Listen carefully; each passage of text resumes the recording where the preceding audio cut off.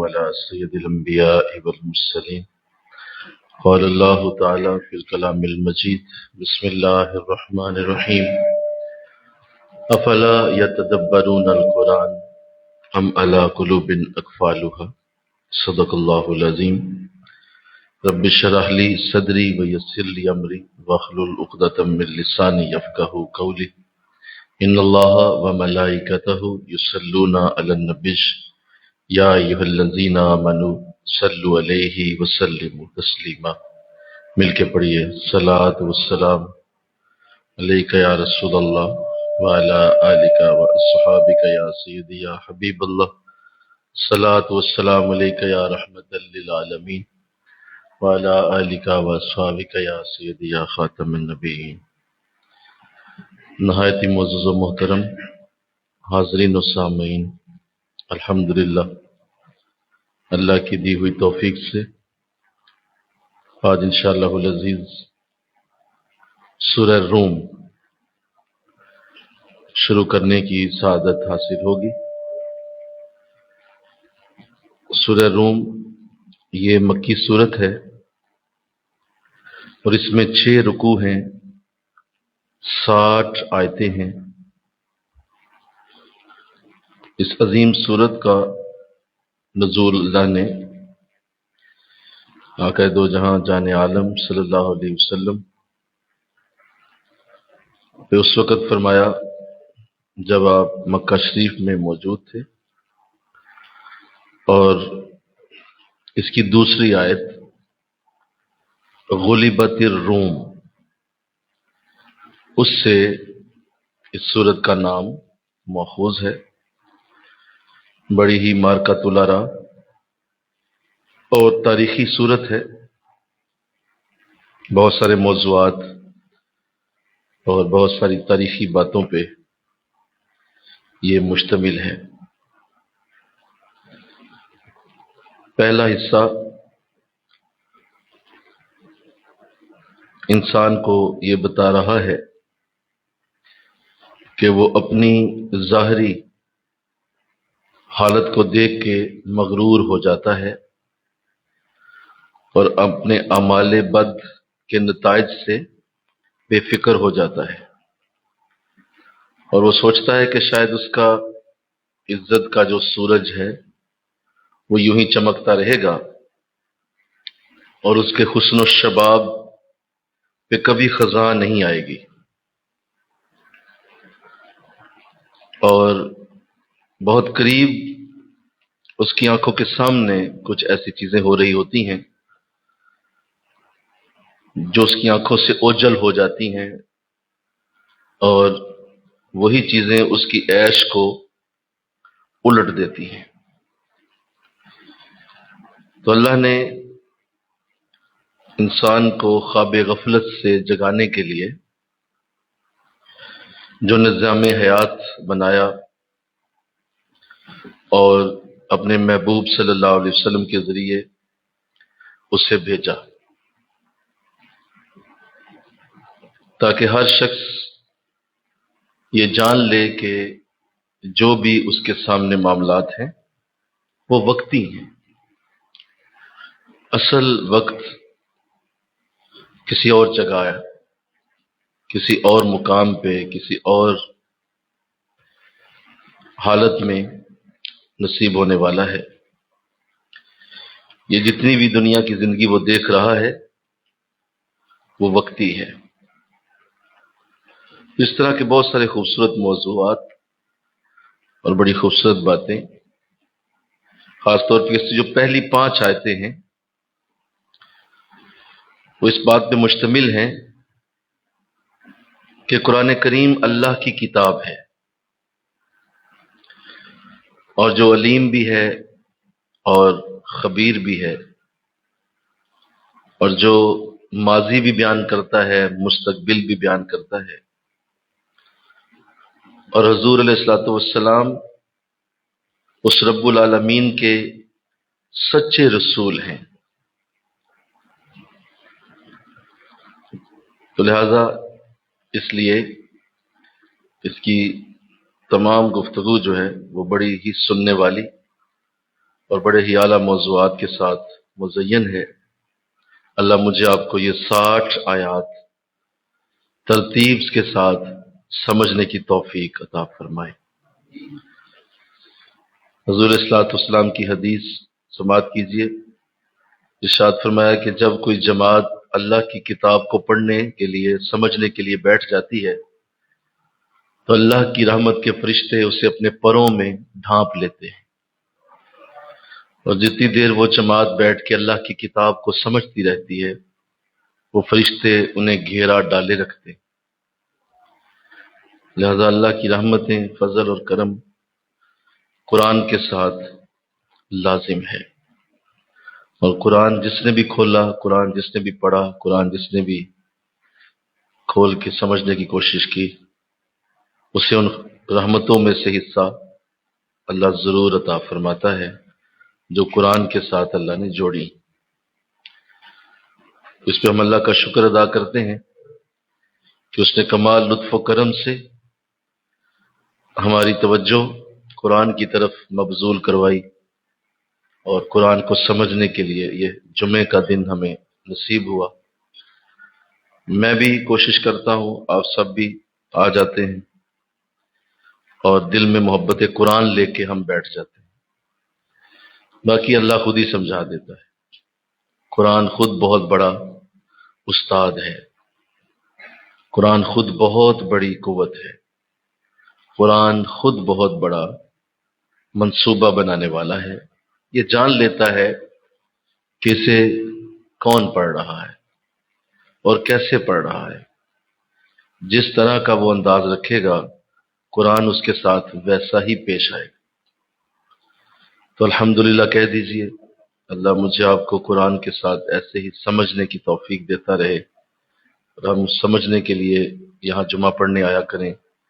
2 فرض آپ کہیں بھی پڑھ سکتے ہیں، آپ کو کوئی قریبی مسجد ملے وہاں پڑھ لیں۔ آپ یہاں آپ آتے ہیں تو آپ قرآن سمجھنے کے لیے آئیں، اور صرف اس لیے آئیں کہ جمعہ تو ہو ہی جائے گا، وہ تو ظاہر ہے کسی بھی جگہ میں پڑھ لوں گا، 2 فرض ہی ہیں نا۔ لیکن میں نے مرکز مجددیہ میں اس لیے جانا ہے کہ وہاں قرآن کی کوئی آیت مجھے سمجھ آ جائے گی۔ اگر یہ نیت ہوگی تو میرے لیے بھی بھلا ہوگا، میرے لیے بھی آسانی ہو جائے گی، کیونکہ آپ سب یہ نیت لے کے آئیں گے تو اللہ میرے دل میں بھی اور چیزیں ڈالے گا کہ سامنے بیٹھے ہوئے ہیں جو سمجھنا چاہتے ہیں، وہ اس لیے آئے ہوئے ہیں کہ انہیں کچھ سمجھائیں، آپ کچھ بتائیں انہیں، آپ ان کی نیت ہے کہ وہ قرآن سمجھنے کے لیے آئے ہوئے ہیں، تو اللہ پھر مجھے بھی نوازے گا، مجھے بھی برکت دے گا، اور میں اسی طرح آپ کو سمجھانے کی کوشش کروں گا جو آپ کی نیت ہوگی۔ تو اللہ اس کی توفیق عطا فرمائے، آمین کہہ دیں۔ استاد اور شاگرد دونوں ہی اگر ایک ہی رستے کے مسافر ہوں تو کام سجتا ہے۔ استاد کا رخ مشرق کو ہے، شاگردوں کا رخ مغرب کو ہے، تو وہ کلاس کامیاب نہیں ہو سکتی۔ وہی کلاس کامیاب ہوتی ہے جس میں دونوں کا رخ ایک طرف ہو۔ ہم سب کا رخ قرآن سمجھنے کی طرف ہونا چاہیے، اور صرف اس لیے یہ وقت ہم بیٹھیں کہ ہم اللہ کے قرآن کو، اللہ کے دین کو سمجھ کر اس پہ عمل کرنے کی سعادت حاصل کریں گے انشاءاللہ۔ جو ہمیں سمجھ آئے گی ہم آگے بتائیں گے، آگے پھیلائیں گے، آگے اس کی ترویج کریں گے، آگے اس کی اشاعت کریں گے، لوگوں کو بتائیں گے کہ قرآن میں یہ لکھا ہوا ہے، قرآن میں یہ موجود ہے۔ قرآن کی تعلیم کو لوگوں تک پہنچانا، جتنا تمہیں آتا ہے بتاؤ، بلغوا انی ولو آیا، میری طرف سے پہنچا دو، چاہے ایک آیت ہی کیوں نہ ہو۔ تو ایک آیت بھی اگر تمہیں آتی ہے اسے آگے پہنچائیے، اشاعت کیجیے، لوگوں کو بتائیے۔ تو یہی اس مقصد کے ساتھ ہم آج پھر بیٹھ رہے ہیں، سورہ روم شروع کرنے کی سعادت حاصل ہو۔ بسم اللہ الرحمن الرحیم۔ الف لام میم، غلبت الروم فی ادنى الارض وهم من بعد غلبهم سيغلبون فی بضع سنین للہ الامر من قبل ومن بعد ویومئذ یفرح المؤمنون بنصر اللہ ینصر من یشاء وهو العزیز الرحیم۔ وعد اللہ لا یخلف اللہ وعدہ ولکن اکثر الناس لا یعلمون یعلمون ظاہرا من الحیات الدنیا وہم عن الآخرہ ہم غافلون اولم یتفکروا فی انفسہم ما خلق اللہ السماوات والارض وما بینہما الا بالحق وأجل مسمى وإن كثيرا من الناس بلقاء ربهم لكافرون أولم يسيروا في الأرض فينظروا كيف كان عاقبة الذين من قبلهم كانوا أشد منهم قوة وآثاروا الأرض وعمروها أكثر مما عمروها وجاءتهم رسلهم بالبينات فما كان الله ليظلمهم وَلَٰكِنْ كَانُوا أَنفُسَهُمْ يَظْلِمُونَ۔ صدق اللہ العظیم۔ مل کے کہیے سبحان اللہ۔ اس کی پہلی 9 آیات پڑھنے کی سعادت حاصل ہوئی ہے۔ آئیے ایک ایک آیت سے اس کو سمجھنے کی سعادت حاصل کرتے ہیں۔ ترجمہ سنیے۔ الف لام میم مقطعات ہیں۔ غلبت الروم، رومی ہار گئے، روم پہ غلبہ ہو گیا۔ فی ادنى الارض وهم من بعد، پاس کی زمین میں اور وہ ہار جانے کے بعد ضرور غالب آئیں گے، چند برس کے اندر۔ اللہ ہی کا حکم ہے پہلے بھی اور بعد میں بھی، اور اس روز خوش ہوں گے اہل ایمان اللہ کی مدد سے۔ وہ ضرور مدد فرماتا ہے جس کی چاہتا ہے، اور وہی سب پر غالب ہے، ہمیشہ رحم فرمانے والا ہے۔ یہ وعدہ اللہ نے کیا ہے، اللہ اپنے وعدے کی خلاف ورزی نہیں کرتا، لیکن اکثر لوگ اس حقیقت کو نہیں جانتے۔ وہ جانتے ہیں دنیاوی زندگی کے ظاہری پہلو کو اور آخرت سے بالکل غافل ہیں۔ کیا انہوں نے کبھی غور نہیں کیا اپنے دل میں کہ اللہ نے آسمانوں اور زمین کو جو کچھ ان کے درمیان میں ہے حق کے ساتھ پیدا فرمایا اور ایک مقررہ مدت کے لیے پیدا کیا، اور بے شک اکثر لوگ اپنے رب کی ملاقات سے سخت منکر ہیں۔ کیا انہوں نے زمین پہ سیر نہیں کی کہ وہ دیکھتے ان لوگوں کا انجام جو ان سے پہلے تھے؟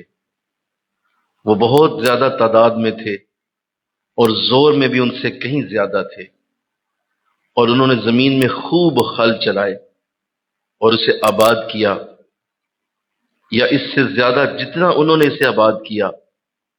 اور آئے ان کے پاس ہمارے رسول روشن نشانیاں لے کر، پس اللہ کی یہ شان نہیں ہے کہ وہ ان پر ظلم کرتا، بلکہ وہ خود ہی اپنے آپ پر ظلم کرنے والے تھے۔ تو یہ خوبصورت آیتیں جو بھی آپ نے سنی ہیں، ایک تو اس میں جو بہت بڑا ذکر کیا گیا وہ روم کا کیا گیا، اور یہ اللہ کی کتاب کی بہت بڑی خوبی ہے کہ وہ مستقبل کی پیش گوئی اور مستقبل کے آنے والے حالات کا پہلے سے ذکر کرنا، یہ قرآن کا بہت بڑا انداز ہے۔ مل کے کہو سبحان اللہ، کہ قرآن مستقبل کے لیے ایسے انداز بتاتا ہے کہ جو اس کو پڑھنے والا جو ہے وہ اگر سمجھ لے تو اس کے لیے آنے والے وقت میں وہ چیزیں جب سامنے آتی ہیں تو اسے اندازہ ہوتا ہے کہ واقعی اللہ کے کلام میں سچ لکھا ہے۔ تو یہی اس سورت کا آغاز جب ہوا ہے تو اللہ نے ارشاد فرمایا کہ سنو، اہل روم کو شکست ہو گئی اور رومی ہرا دیے گئے، اور کیسر روم کو غلبہ پا لیا گیا، اور روم کا ملک جو ہے وہ فتح ہو گیا۔ لیکن ساتھ ہی اللہ ایک اور بات فرما رہے ہیں، ارشاد فرمایا کہ یہ غلبہ جو ہے یہ زیادہ دیر قائم نہیں رہے گا، یہ ہار جانے کے بعد دوبارہ غالب آ جائیں گے، دوبارہ وقت آئے گا اور رومی پھر جنگ جیتیں گے اور دوبارہ سے رومیوں کے پاس واپس آئے گا۔ تو چونکہ یہ واضح قرآن کا اعلان تھا، اور یہ بھی فرمایا کہ چند سالوں بعد حالات کا رخ بدلنے والا ہے اور رومی دوبارہ سے اپنے اقتدار میں آئیں گے۔ حضرت ابوبکر صدیق رضی اللہ تعالیٰ عنہ جب یہ آیات نازل ہوئیں تو کفار کے پاس گئے اور کہا کہ تم اپنے مشرک بھائیوں کے غلبے پہ زیادہ خوشیاں نہ مناؤ، ان قریب رومی ایرانیوں کو شکست دے دیں گے، کیونکہ میرے قرآن میں یہ بات آ گئی ہے۔ ان قریب روم دوبارہ سے جو ہے وہ رومیوں کے پاس ہوگا اور ایرانی شکست کھائیں گے۔ یہ سن کر ابی بن خلف جو مشرک تھا اسے رہا نہ گیا اور کھڑا ہو کے کہنے لگا، ابو بکر تم جھوٹ بول رہے ہو۔ حضرت صدیق نے فرمایا کہ اللہ کے دشمن تم جھوٹے ہو، میں اس پر شرط کے لیے بھی تیار ہوں کہ اگر 3 سال تک ایرانی غالب آ گئے تو تمہیں 10 اونٹ دوں گا، اور اگر رومی فتح یاب ہو گئے تو تمہیں 10 اونٹ دینا ہوں گے۔ ابئی نے یہ شرط منظور کر لی۔ حضرت صدیق وہاں سے جب حضور کی خدمت میں آئے اور سارا ماجرا عرض کیا، حضور صلی اللہ علیہ وسلم نے فرمایا کہ اللہ نے قرآن میں بضع سنین کا لفظ بولا ہے جو 3 سے 9 تک بولا جاتا ہے۔ آپ واپس جائیں اور ابھی سے مدت میں توسیع کروائیں اور شرط میں بھی زیادتی کروائیں۔ چنانچہ مدت 9 سال قرار پائی اور اونٹوں کی تعداد 100 کر دی گئی۔ اللہ، وقت گزرتا گیا۔ جس دن اللہ نے غلامان مصطفیٰ صلی اللہ علیہ وسلم کو میدان بدر میں فتح مبین کا خوبصورت موقع دیا، میدان بدر میں مسلمان فتح یاب ہوئے، اسی روز یہ بھی خبر پہنچی کہ رومیوں نے ایرانیوں کو شکست دے دی۔ مسلمانوں کو ایک وقت میں 2 خوشیاں نصیب ہوئیں۔ ابی بن خلف اس واقعے سے پہلے ہی ہلاک ہو چکا تھا، چنانچہ حضرت صدیق نے شرط کے 100 اونٹ ان کے وارثوں سے وصول کیے اور انہیں لے کر حضور کی خدمت میں حاضر ہو گئے۔ رسول اکرم صلی اللہ علیہ وسلم فرمایا کہ ابو بکر انہیں صدقہ کر دو۔ تو حضور اسلام کا اشارہ پاتے ہی آپ نے 100 کے 100 اونٹ راہ خدا میں صدقہ کر دیے، اور حضور کی محبت کی اور ارشاد محبوب کی تعمیل کی ایک اعلیٰ مثال آپ نے قائم فرمائی۔ تو چونکہ شریعت اسلامی میں یہ منع تھا اور اس وقت قرآن کی آیات اتر چکی تھی شرط لگانے کے حوالے سے، تو حرام تو نہیں تھی، لیکن آیات قرآنی میں اس بات کا ذکر آ چکا تھا کہ یہ مناسب عمل نہیں ہے، بعد میں حرام ہو گئی۔ اسی لیے آقا صلی اللہ علیہ وسلم نے ان اونٹوں کو صدقہ کرنے کا حکم دیا۔ تو لہذا قرآن اپنے پڑھنے والوں کے لیے آئندہ آنے والوں کا، آئندہ آنے والے معاملات کا ذکر کرنے کی جو برکت رکھتا ہے، اس پہ بھی اللہ کا احسان عظیم ہے کہ وہ اپنے بندوں کو نہ صرف قرآن کے اندر موجودہ حالات کا معاملہ بتاتا ہے، ماضی کے حالات بتاتا ہے، بلکہ وہ مستقبل کی خبریں بھی اس کے اندر اپنے بندوں کو دے رہا ہوتا ہے۔ مل کے کہو سبحان اللہ۔ تو آقا اسلام نے بھی اس کا ذکر جب صحابہ سے کیا تو صحابہ کرام بھی اس پہ ایمان لائے، اور یہ اللہ کے کلام کے ہونے کی، یعنی قرآن کے اللہ کے کلام ہونے کی ناقابل تردید دلیل ہے، یعنی اس کی تردید ہو ہی نہیں سکتی کہ ایک واقعہ 10 سال بعد ہونا تھا، اس کا ذکر پہلے ہی کر دیا گیا۔ تو یہ ایسا ثبوت ہے قرآن کا کہ اس کی تردید ممکن ہی نہیں کہ آپ ایسا کلام پڑھ رہے ہیں جو واقعی اللہ ہی کا کلام ہو سکتا ہے، اس کے سوا کسی اور کا یہ کلام نہیں۔ مل کے کہو سبحان اللہ۔ آگے ارشاد فرمایا کہ اس روز اہل ایمان خوش ہوں گے، یعنی ایک تو یہ بھی بتایا کہ فتح یاب ہوں گے، اور ساتھ یہ بھی بتایا کہ اس دن خوشی بڑی ہوگی۔ تو خوشی کس بات کی تھی؟ غزوہ بدر کی۔ اس دن خوشی بھی تھی اور ساتھ یہ خبر بھی آ گئی کہ ایرانیوں نے روم فتح کر لیا، ایرانیوں کو شکست ہو گئی ہے اور روم فتح ہو چکا ہے دوبارہ رومیوں کے پاس چلا گیا ہے۔ تو یہ دو خوشیاں مسلمانوں کو ملیں۔ پہلی خوشی یہ کہ اللہ نے بدر کا اللہ نے اعلیٰ معاملہ دیا اور اللہ نے بدر کی فتح عطا فرمائی، اور ساتھ یہ بھی کہ ہمارے قرآن میں اللہ نے سچ لکھا۔ تو یہ دو خوشیاں اہل ایمان کو اس روز ملی۔ اللہ اسی کا ذکر کر رہا ہے، وَيَوْمَئِذٍ يَفْرَحُ الْمُؤْمِنُونَ، اس روز اہل ایمان بڑے خوش ہوں گے اللہ کی مدد سے، اور وہ مدد کرتا ہے جس کی چاہتا ہے، اور وہی سب پر غالب ہے، وہی مہربان ہے۔ اور فرمایا کہ جو وعدہ اللہ کرتا ہے وہ کبھی اس کی خلاف ورزی نہیں کرتا، لیکن اکثر لوگ اس حقیقت سے نا آشنا ہیں۔ اللہ پھر آگے ارشاد فرمایا، وہ جانتے ہیں دنیاوی زندگی کے ظاہری پہلو کو اور آخرت سے بالکل غافل ہیں۔ توجہ رکھیے گا کہ اللہ اپنے بندوں کو اور قرآن پڑھنے والوں کو ایک بہت بڑی حقیقت سے آشنا کر رہا ہے کہ تم اگر یہ سمجھتے ہو کہ دنیاوی زندگی کا جو پہلو تمہیں نظر آ رہا ہے کیا یہی سب کچھ ہے، تو یہ تمہاری غلط فہمی ہے۔ یہ تمہارے لیے وہ سب کچھ نہیں ہے جو اصل ہم تمہیں آخرت میں دینے والے ہیں، اور آخرت سے تم بالکل غافل ہو۔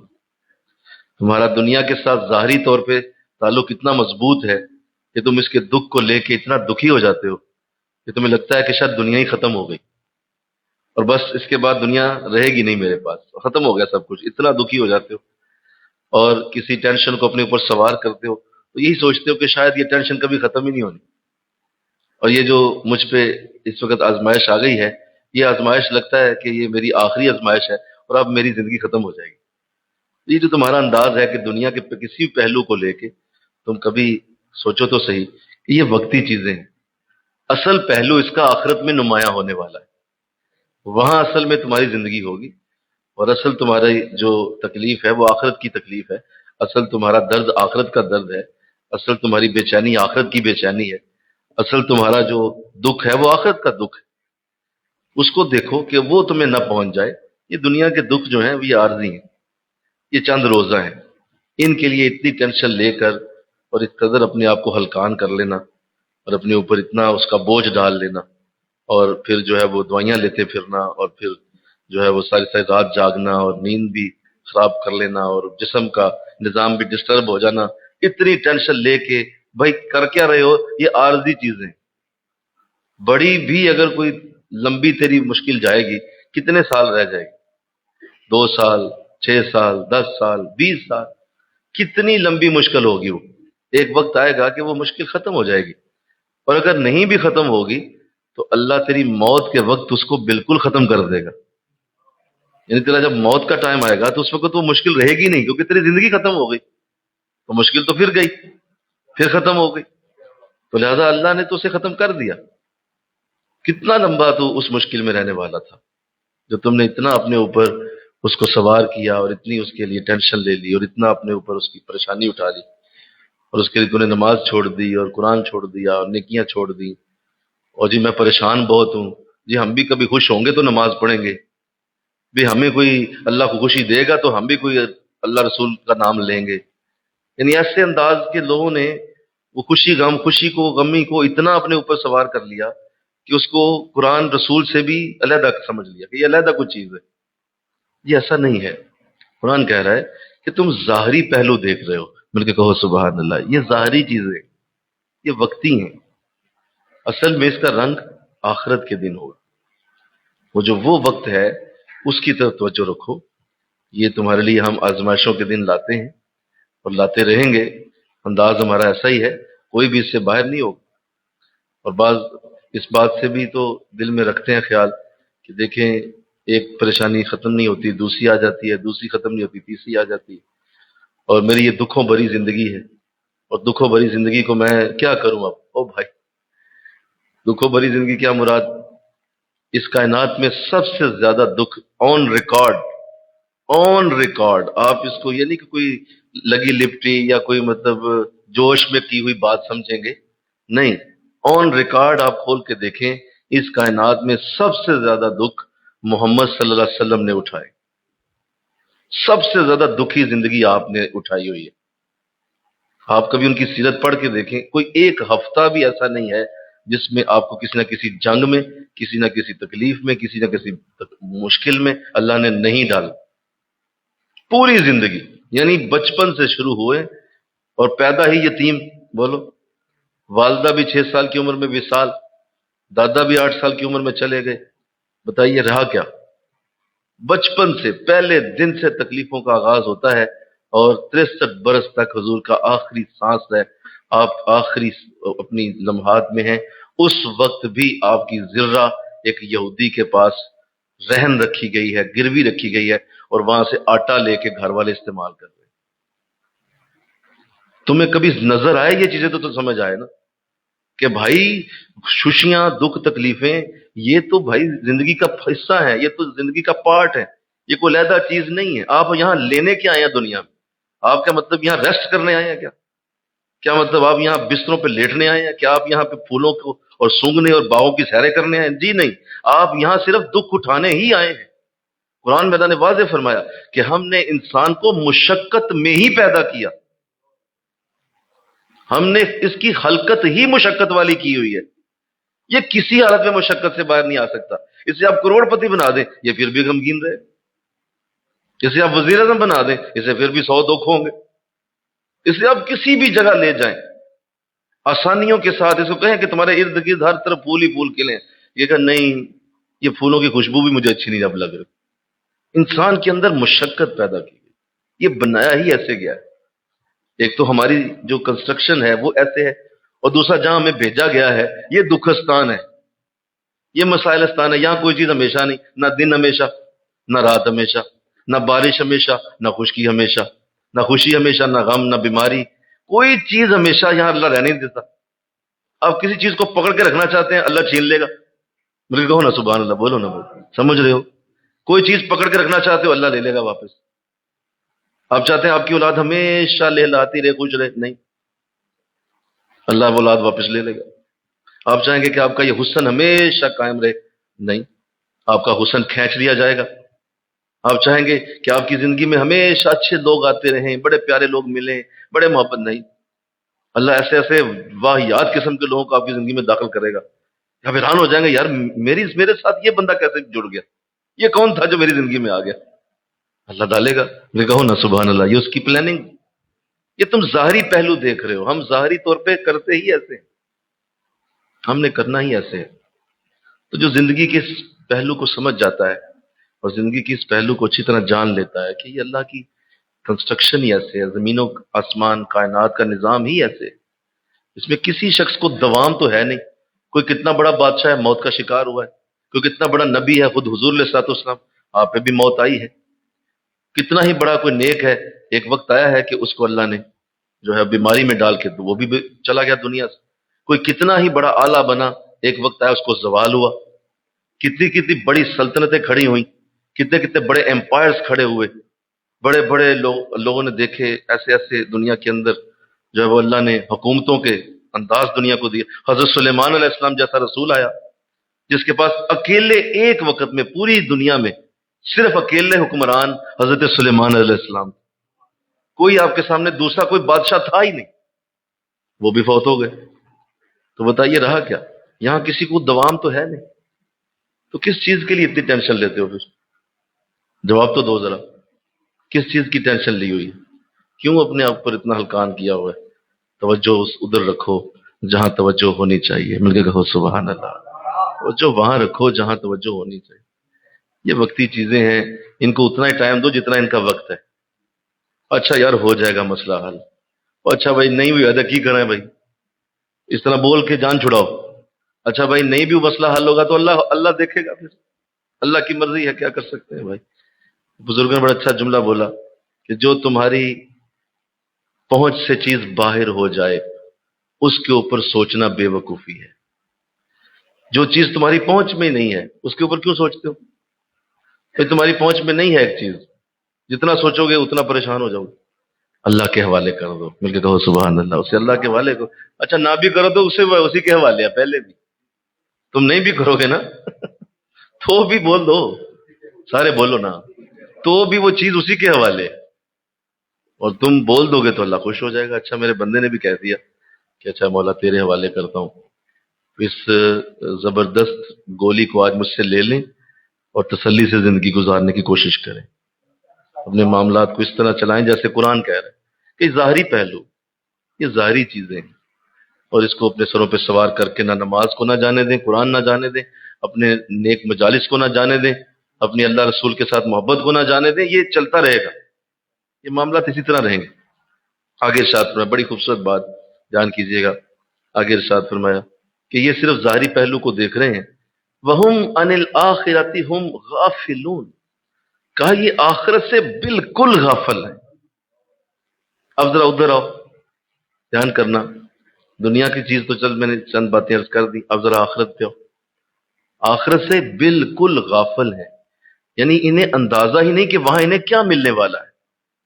مل کے کہو سبحان اللہ.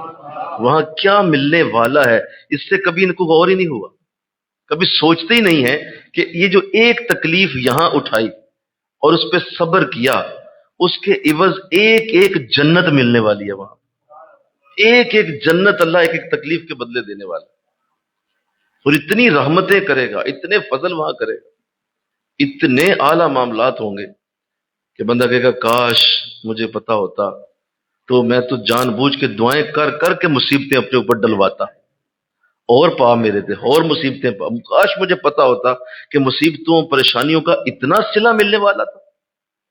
ہم تو دعائیں کراتے ہیں حضرت صاحب نہ ہی آئیں مصیبتیں، اور میں دعائیں کراتا مجھ پہ ڈالو مصیبتیں. کیوں؟ اتنی آخرت میں برکت ملنے والی تھی، اتنی آخرت میں ایک ایک تکلیف کا صلہ ملنے والا تھا. اللہ آقا اسلام نے ارشاد میں سنیے حضور کی حدیث.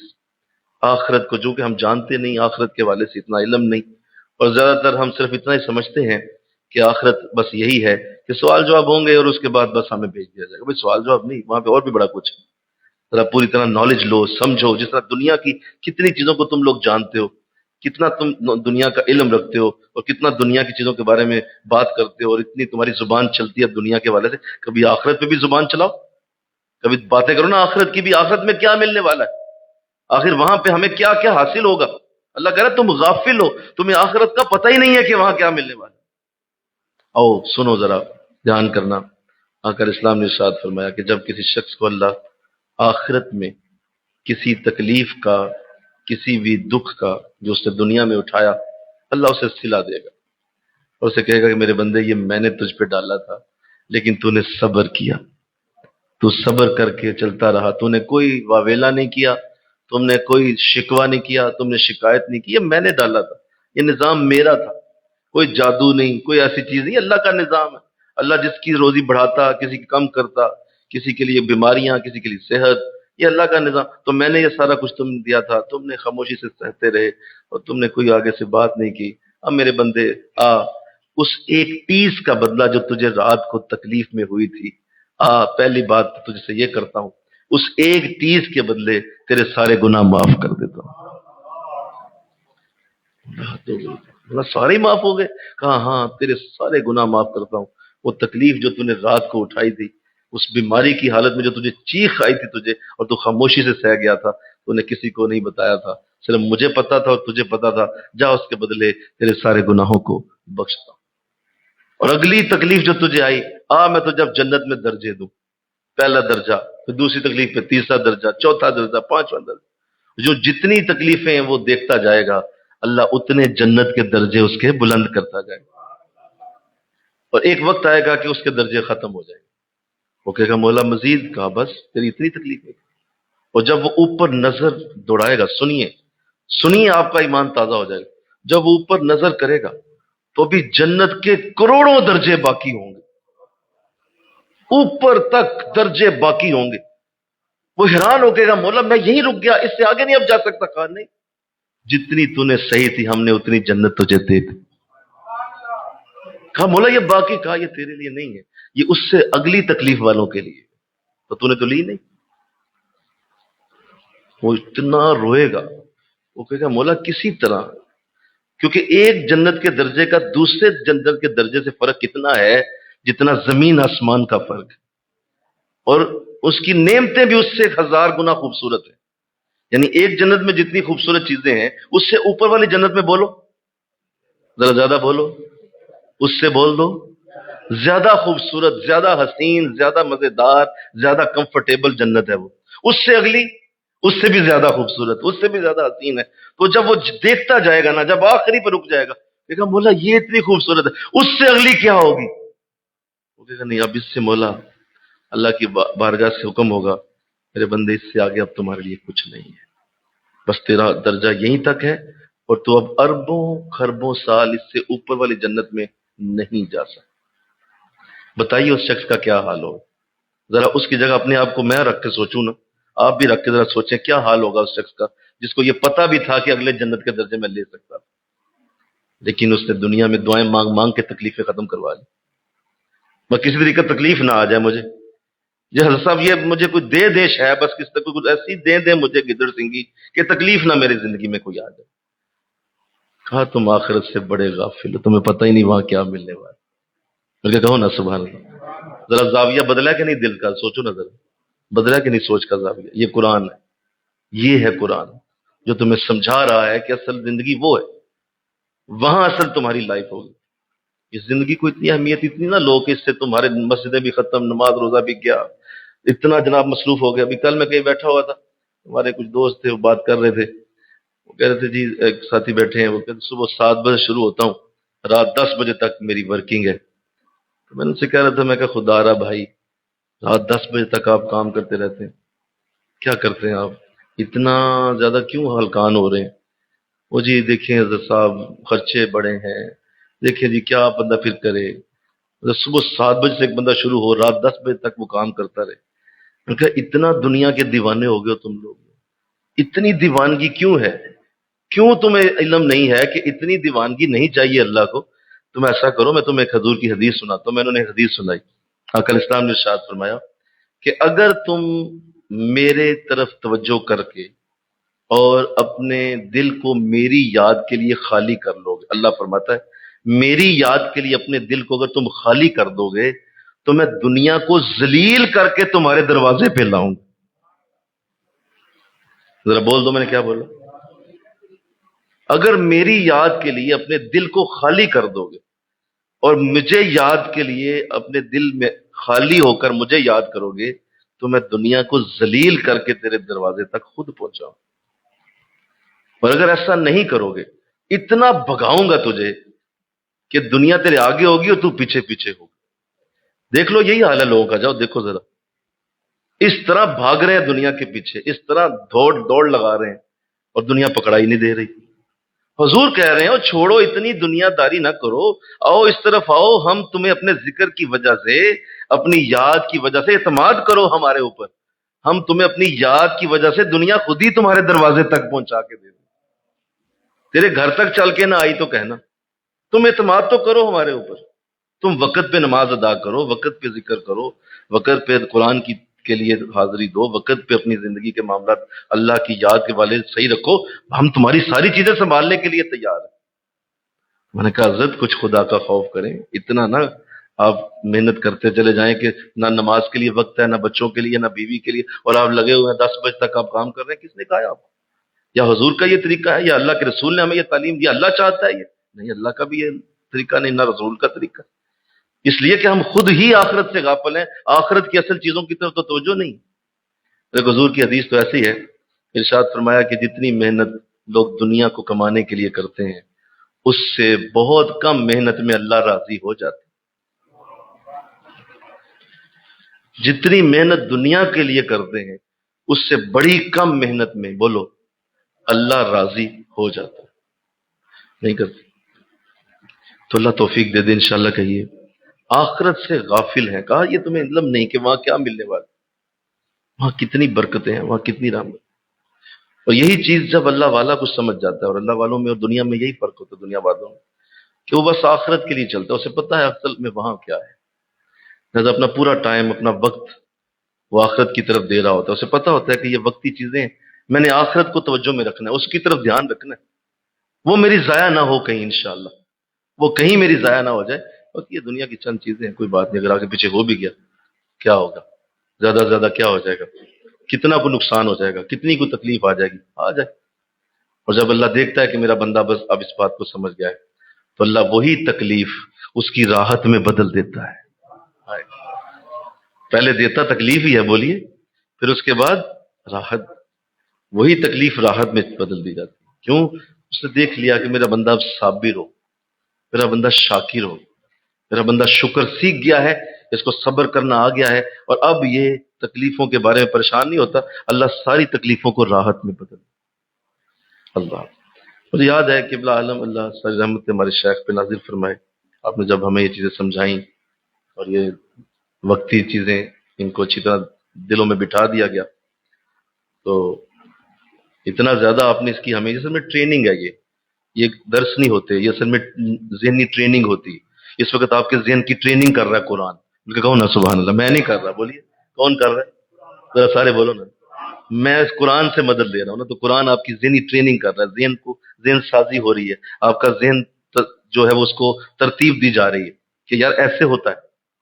تو مجھے یاد ہے کہ صاحب ہمیں جب یہ چیز سمجھاتے تھے اور آپ ہمیں ایسی قرآن سے بتاتے ہیں، تو ایسا اللہ نے توفیق دے دی، ہمارے ساتھی جو ہمارے ساتھ بیٹھتے، ہم بھی ان کے ساتھ جب بیٹھتے، تو ایک بار یاد ہے مجھے ہمارے ایک ساتھی نے بیٹھے ہوئے یہ بات کہی تھی، کہنے لگا یار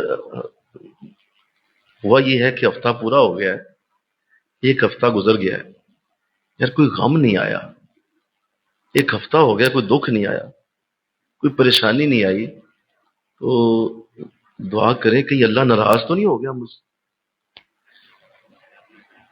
نہیں سنا آپ نے میں نے کیا کہا؟ یعنی مجھے یہ کہہ رہے ہیں کہ حضرت ہفتہ ہو گیا پریشانی کوئی نہیں آئی، یہ کیا ہو گیا؟ مجھے لگتا ہے کہ اللہ ناراض ہو،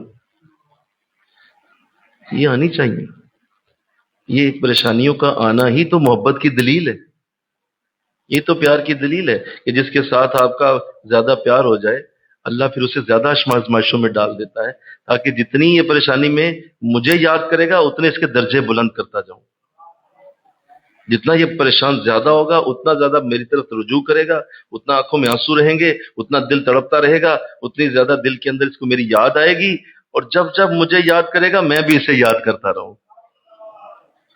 تو بتاؤ، کہنے لگے لگتا ہے کہ اللہ ناراض تو نہیں ہو؟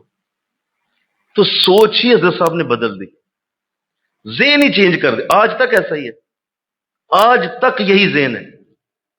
یار یہ چند دن آسانی سے کیوں گزر گئے، اتنا آسان وقت کیوں مل گیا، اور اتنی کیا مطلب جہاں جاتے ہیں عزتیں ہی عزتیں، یہ کیا بات ہوئی؟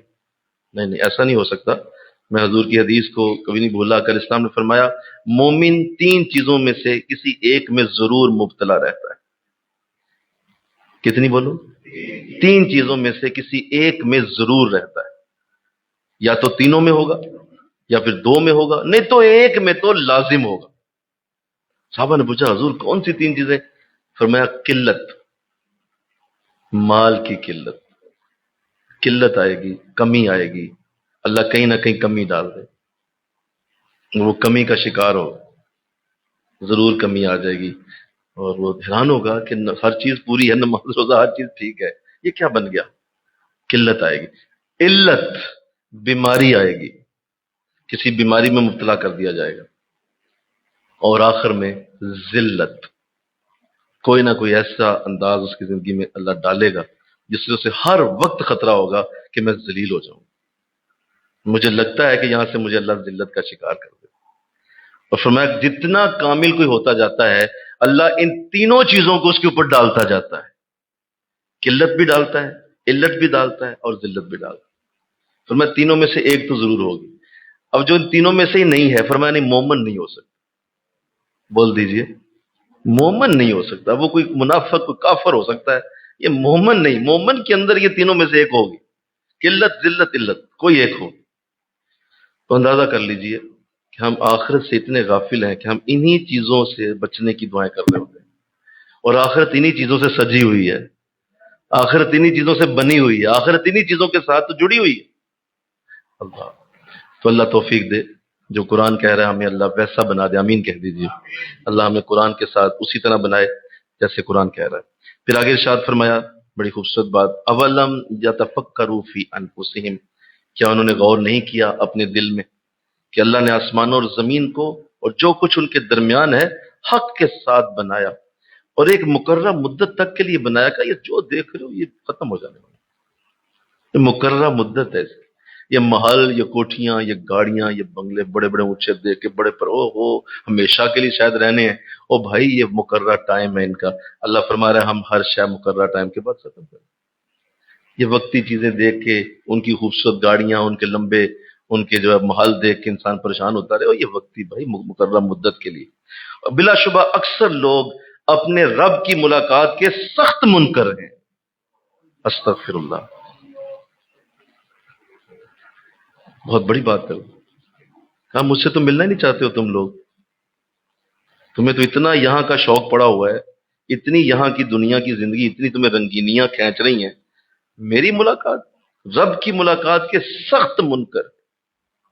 کہتے ہیں ہم تو ملنا ہی نہیں چاہتے۔ کیوں؟ یہاں کی زندگی اتنی اچھی لگتی ہے، اتنا اچھا دنیا کی زندگی کا ایک اپنے دل میں ڈال کے بیٹھے ہوئے ہیں، اس کا پیار دل میں رکھ کے بیٹھے ہیں کہ اللہ سے ملاقات کا تصور ہی کیا ہے؟ اللہ سے ملاقات کا مطلب موت ہے۔ اللہ سے ملاقات کا مطلب موت ہے۔ پھر سنو، اللہ سے ملاقات کا مطلب موت ہے۔ کون موت چاہتا ہے؟ کون موت کے طلبگار ہے؟ کون موت کے لیے دعا کرتا ہے؟ کون موت کو طلب کرتا ہے؟ کہا نہیں، اللہ سے ملاقات تو تم چاہتے ہی نہیں، اتنا دنیا کی زندگی کے ساتھ تمہارا پیار ہو گیا۔ ہم یہ تمہیں تکلیفیں اس لیے دیتے رہتے ہیں تاکہ تمہیں ہماری ملاقات یاد رہے، تمہیں یہ یاد رہے کہ نہیں اصل میں تو وہاں جانا ہے، میری اصل ملاقات ان سے ہے۔ اگر یہ تکلیفیں میں نہ دوں تو تم اور زیادہ دنیا کے اندر رچ بس جاؤ، اور زیادہ دنیا کی زندگی۔ چلو جب تکلیف آتی ہے دو سجدے تو دیتے ہو کہ نہیں دیتے ہو؟ جب تکلیف آتی ہے دو وظیفے تو شروع کرتے ہو کہ نہیں کرتے ہو؟ جب تکلیف آتی ہے تو دادا صاحب دیکھ چڑھتی ہے کہ نہیں چڑھتی ہے؟ وہ تکلیف اس لیے دیتا ہوں تاکہ میری ملاقات تمہیں یاد رہے، ورنہ تم سخت منکر ہو میری ملاقات کی، تم نہیں ملنا چاہتے مجھ سے، میرے ساتھ ملاقات کا تمہیں تصور ہی نہیں۔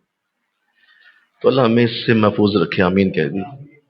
اور اللہ کے ساتھ ملاقات اور اللہ سے ملنا، پچھلے جمعہ میں بھی اللہ نے ایسا ہی موضوع دے دیا تھا کہ اللہ نے اسی طرح کی گفتگو وہاں بھی فرمائی۔ پھر یہی بات آ گئی کہ اللہ کو اپنے بندوں کے ساتھ اتنا پیار ہے، اتنی محبت ہے کہ وہ بغیر کسی کے کہے ہوئے 70 ماؤں سے زیادہ محبت کرتا ہے، لیکن وہ چاہتا ہے کہ میرا بندہ واپس میری اس محبت کو ریورس کرے، میری طرف بھی اظہار کرے کہ مولا مجھے بھی تجھ سے بڑی محبت، مجھے بھی تجھ سے بڑا پیار، تو میرا بنانے والا، تو میرا پیدا کرنے والا، تو ہر شے کا مالک میری، تو مولا تجھ سے پیار بھی تو ہے نا میرا۔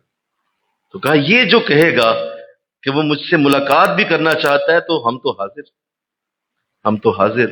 حضور کی حدیث آقا اسلام نے فرمایا جو میرا بندہ، اللہ فرماتا ہے مجھ سے ملنا چاہتا ہے، میں رب ہو کے اس سے ملنا چاہتا ہوں، اور جو مجھ سے نہیں ملنا چاہتا، میں رب ہو کے اس سے نہیں ملنا چاہتا، میں بھی اس سے نہیں ملنا چاہتا، دور رہے مجھ سے، جس مرضی جہنم کے گڈھے میں گرے، جس مرضی جہنم کے گھڑے اور جا کے کسی بڑے جو ہے وہ وادی اور اس جہنم کی کسی کھائی میں جا گرے، مجھے اس سے کوئی غرض نہیں ہے، اس لیے کہ یہ مجھ سے ملنا ہی نہیں چاہتا، اس کی میرے ساتھ ملاقات کو دل ہی نہیں کرتا۔ اس کی وجہ یہ دنیاوی زندگی ہے۔ اللہ ہمیں اس سے محفوظ رکھے، اور رہنا بھی دنیا میں ہے اور رہنا نہیں بھی ہے، یہ بھی کمال ہے کہ رہنا بھی اسی میں ہے اور اس میں بھی نہیں رہنا ہے۔ یعنی کشتی کی طرح، جس طرح کشتی پانی میں رہتی ہے اس وقت تک نہیں ڈوبتی جب تک پانی اس کے اندر نہ آ جائے، ایسے ہی تم دنیا میں رہو، دنیا کے اندر زندگی گزارو، لیکن دنیا تمہارے اندر نہ آ جائے۔ تم دنیا کے اندر رہو لیکن دنیا تمہارے اندر نہ آئے، جس دن وہ آ گئی یہ تمہیں ڈبو دے گی۔ جس طرح کشتی کا پانی باہر رہے تو کشتی چلتی ہے، اندر آ جائے تو کشتی کا پانی اسے ڈبو دے، ایسے ہی دنیا کا پیار۔ تو اللہ اس سے ہمیں محفوظ کرے۔ ہمیشہ اس بات کی طرف دھیان رکھیے کہ یہ وقتی زندگی کو اور وقتی معاملات کو اتنی اہمیت نہ دیجیے، اتنا نہ اس کو بڑھا دیجیے کہ اپنے بہت محترم اور بڑے اعلیٰ تعلقات کو آپ چھوڑ دیں۔ آپ وقتی زندگی کو اتنا بڑا نہ بنا دیں کہ آپ اس کی وجہ سے بڑے بڑے اعلیٰ اللہ کی نیک بندوں کی مجلسوں کو چھوڑ دیں۔ آپ وقتی معاملات کو اتنا بڑا نہ کر دیں کہ آپ اس سے دور ہو کے تو سمجھے کہ نہیں اب جو ہے وہ میرے لیے آسانی ہو جائے گی۔ نہیں، آسانی نہیں ہوگی، اب مزید تم مشکل میں پڑ جاؤ گے، اس لیے کہ اصل راحت وہاں تھی، اصل برکت وہاں تھی، اصل رحمت وہاں تھی جہاں تم اگر جاتے رہتے۔ میں ایک بات کر کے اس بات کو خط سمیٹتا ہوں۔ دیکھیے یہ جو نیکوں کی مجالس ہوتی ہیں نا، سنیے دھیان کیجیے، یہ جو نیکوں کی مجالس ہوتی ہیں ان کا معاملہ بارش جیسا ہوتا ہے. یہ میں نے کیا کہا؟ ان کا معاملہ بارش جیسا ہوتا ہے. جس طرح جب بارش ہوتی ہے تو زمین کے اندر سے پھول کھلتے ہیں، حالانکہ زمین اس سے پہلے بالکل ایک چھٹیل میدان ہے اور بالکل ایک جو ہے وہ بالکل خالی نظر آ رہی ہے، لیکن جب بارش ہوتی ہے تو اس میں سے پودے باہر آتے ہیں اور اس میں سے کوئی نہ کوئی پھول کلی نکلے گی، اور جو پھول کلی کی رنگت اور خوشبو لوگ دیکھیں گے. ایسے ہی انسان خود ایک چھٹیل میدان کی طرح ہوتا ہے، لیکن جب یہ اللہ والوں کی مجلس میں آتا ہے تو اللہ کی رحمت اس کے اوپر جب پڑتی ہے فوار کی طرح، تو اس فوار کی وجہ سے اللہ اس کے جسم اور روح سے پھر پھول اور کلیاں باہر نکالتا ہے، اور پھر اس سے لوگوں کو فائدے ہوتے ہیں، اور پھر اس کی شخصیت نکھرتی ہے، اور پھر اس شخصیت کے اندر اللہ فیض اور برکت اتارتا ہے. لہٰذا وہ جتنی زیادہ کوئی جو فوار لیتا ہے اتنی زیادہ اس میں سے پھول اور پودے باہر آتے ہیں، اتنی زیادہ خوشبو باہر آتی ہے، اتنی زیادہ دنیا پھر اس سے فائدہ اٹھاتی ہے، دنیا کے اندر اس کا نور پھیلتا ہے، کیونکہ وہ بار بار مجالس اولیاء میں بیٹھتا ہے، مجالس رسول میں بیٹھتا ہے، قرآن کی مجلسوں میں بیٹھتا ہے، جہاں قرآن پڑھے جاتے ہیں، قرآن کے قریب رہتا ہے، تو اللہ بارش کی طرح اس کے جسم اور روح سے وہ رحمتیں اتارتا ہے. جس طرح بارش زمین کو سنوار دیتی ہے، ایسے ہی اولیاء کی مجلس تمہارے جسم کی اور روح کی پاکیزگی اور اندر سے وہ خوبصورت پھول جو تمہارے اندر چھپے ہوئے تھے، وہ جو تمہارے اوپر پڑتی ہے تو وہ پھول چھپے وہ پھول باہر نکل آتے ہیں، اور پھر کوئی عمر بنتا ہے، کوئی ابو بکر بنتا ہے، کوئی عثمان بنتا ہے، کوئی علی بنتا ہے. یہ صحابہ جو کرام کو جو عزتیں ملی وہ حضور کی صحبت کی وجہ سے ملی. حالانکہ ابو بکر پہلے بھی ابو بکر تھے، لیکن صدیق حضور کے ملنے کے بعد ہوئے. عمر پہلے بھی عمر تھے لیکن فاروق حضور کے بعد ہوئے. عثمان پہلے بھی عثمان تھے، غنی حضور کے بعد ہوئے. علی پہلے بھی علی تھے، شیر خدا حضور کے بعد. تو یہ کیسے ہوا؟ اسی طرح جو اللہ والوں کی مجالس میں اس دنیا کی رنگینیوں سے نکل کر آتا رہتا ہے، اللہ اس کے اندر سے وہ پھول اور پودے باہر نکالتا. اور پھر انسان سوچتا ہے کہ یار مجھے یہ کیسے وصف آ گیا، میں تو بول بھی نہیں سکتا تھا، یہ اتنا اچھا بولنا مجھے کہاں سے آ گیا، یہ اتنی اچھی میں نعت کیسے پڑھ لیتا ہوں، یہ اتنا اچھا میری زندگی میں یہ فلاں جو عمل میں نے کیا کتنا اچھا ہو گیا، یہ کیسے کر لیا میں؟ آپ نے اس لیے کر لیا کہ آپ ہر وقت ان بزرگوں کی یا قرآن کی مجلسوں میں آتے تھے، اللہ کی رحمت کی فوار تیری روح کے اوپر پڑتی رہی، اور وہ رحمت تمہارے اندر سے پھر باہر کی طرف ان پھولوں اور کلیوں کی شکل میں نمودار ہوئی. لہذا آؤ ایک دفعہ پھر قرآن کی طرف رجوع کرو اور قرآن کے ان خوبصورت نغمات سے اپنے آپ کو سنوارتے رہو. وما علینا الا البلاغ. سنتے ادا فرمائیے.